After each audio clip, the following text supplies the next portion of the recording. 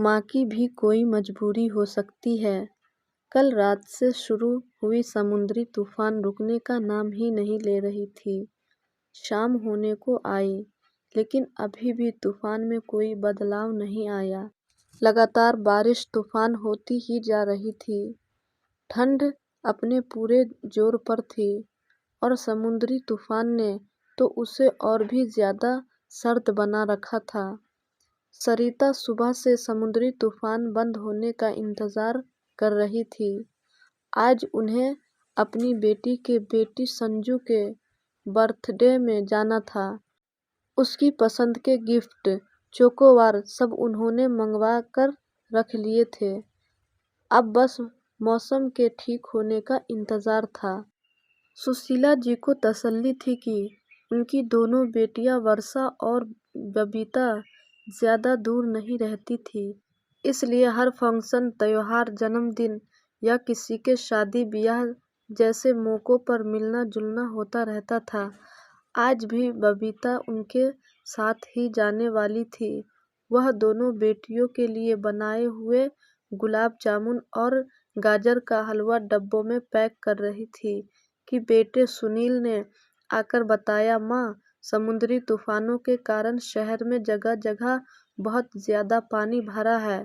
बड़ी मुश्किल से मैं ऑफिस से घर तक पहुँचा हूँ। दीदी का नया घर तो वैसे भी बहुत ज्यादा दूर है, अक्सर जाम लगा रहता है। रात में वापस लौटना बहुत मुश्किल हो जाएगा और कल मेरी एक ज़रूरी मीटिंग भी है। आप दीदी को मना कर दो कि हम लोग नहीं आ पाएंगे। फिर शनिवार को अपने नए घर के उद्घाटन पर सब लोग आ रहे हैं, तब यह सब सामान आप उन्हें दे देना।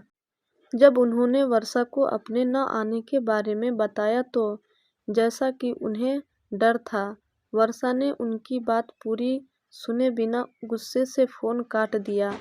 उन्हें बहुत बुरा लगा। बच्चे आजकल माँ बाप की मजबूरी भी नहीं समझते हैं। वह सुनील को चाय देकर अपने कमरे में आकर सर पकड़कर बैठ गई।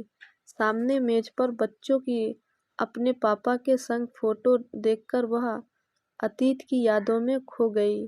वर्षा शुरू से ही अपने पापा की प्यारी थी, अपनी हर जिद मनवाकर ही मानती थी।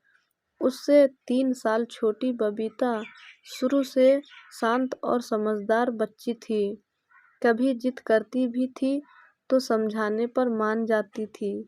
बेटे सुनील जब भी मार्केट जाता, हर बार एक नया खिलौना लाता और थोड़ी ही देर में उसके हर पुर्जे को खोलकर बैठ जाता था। उनके पति रहीम का अच्छा खासा गाड़ी पेंटिंग का बिजनेस था। वह उसमें बहुत बिजी रहते थे। घर और बच्चों की सारी जिम्मेदारियां रहीम जी ने खुद अपने ऊपर ले रखी थी।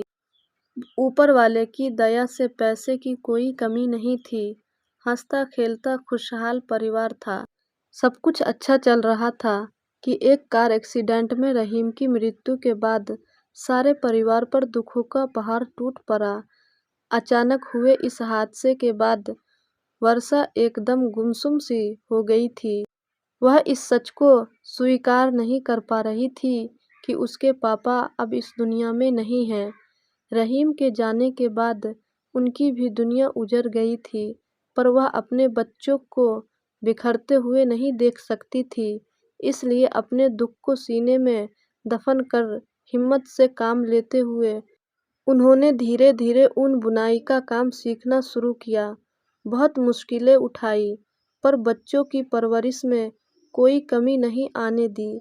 अपने सुख की परवाह न कर बच्चों की हर ख्वाहिश पूरी की और उन्हें कभी अपने पापा की कमी महसूस नहीं होने दी।